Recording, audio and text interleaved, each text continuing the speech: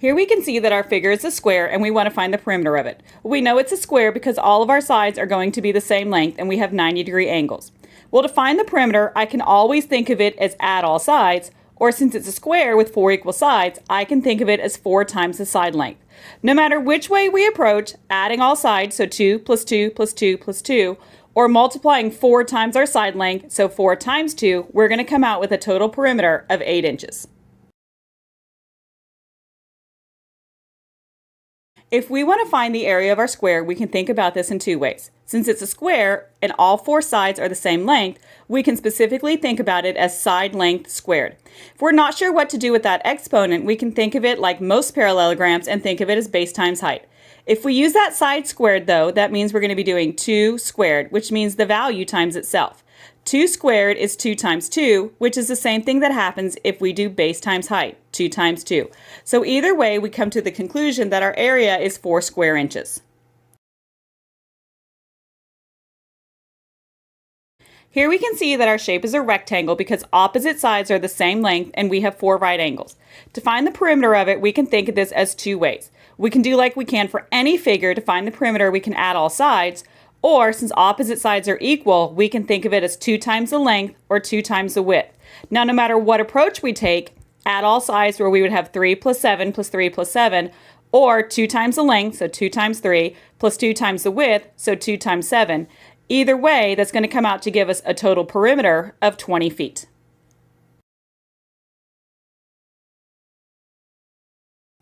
If we want to find the area of our rectangle, we can think about it as doing length times width.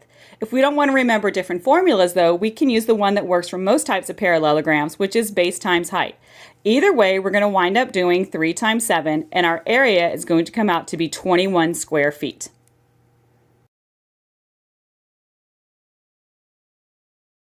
Here we can see that our figure is a parallelogram because opposite sides and opposite angles are congruent. To find its perimeter, we could do one of 2 things. We could do like for any polygon and add all sides, or since it's a parallelogram with opposite sides are the same length, we can do 2 times one edge plus 2 times the other edge. This 4 isn't part of our perimeter because it's the height, not a side length. So either way, if we add all sides, we're going to have 8 plus 5 plus 8 plus 5. If we multiply, we're going to have 2 times 5 plus 2 times 8. When we come to our conclusion, both are going to give us a perimeter of 26 meters. To find the area of our parallelogram, we're going to use the equation base times height.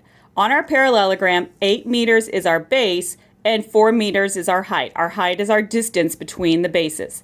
So 8 times 4 is going to give us a total area of 32 square meters for our parallelogram.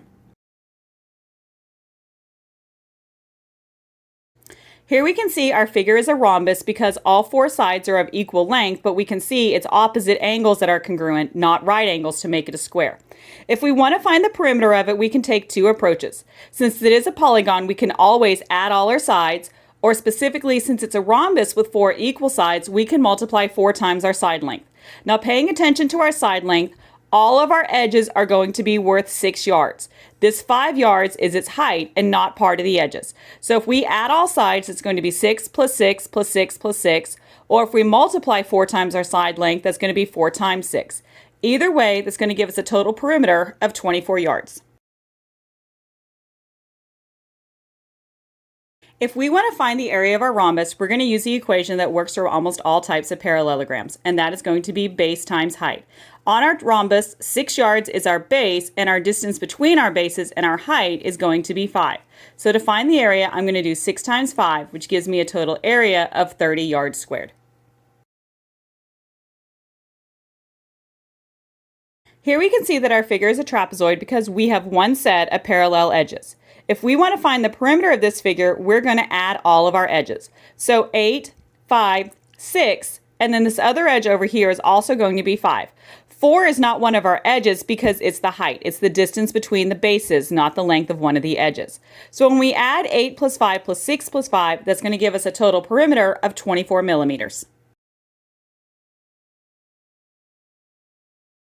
To find the area of a trapezoid, we need to average the bases, then multiply that by the height. Now, some people think of averaging the bases as being base 1 plus base 2 divided by 2.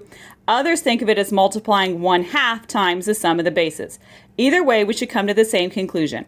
Our bases are going to be 8 millimeters and 6 millimeters, and the height is the distance between the bases, so our height is going to be 4 millimeters. 8 plus 6 gives me 14, and then half of 14 is going to come out to give me 7.